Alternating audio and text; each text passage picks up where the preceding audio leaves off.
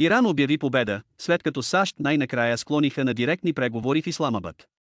Делегациите на САЩ и Иран в Исламабад размениха писмени текстове, очертаващи обсъжданите въпроси, след като първата фаза на дипломатическите преговори в Пакистан приключи, съобщи иранската информационна агенция ФАРС. Преговорите навлязоха в експертна фаза, в която се срещат комисии, специализирани в икономически, военни, правни и ядрени въпроси, съобщи иранското правителство в социалната мрежа X. Преговорите продължават за финализиране на техническите детайли, се добавя в публикацията. Иранската делегация се състои от 71 души, включително преговарящи, експерти, представители на медиите и служби за сигурност, съобщи държавната агенция Тасним. САЩ са довели пълен набор от експерти по съответните теми, е казал висш служител на Белия дом, цитиран от CNN. Допълнителни експерти подкрепят от Вашингтон, е добавил служителят.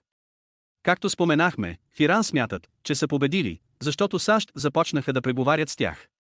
Но в същото време е факт, че американската страна наистина е отстъпила от военните действия, защото е започнала да води преговори.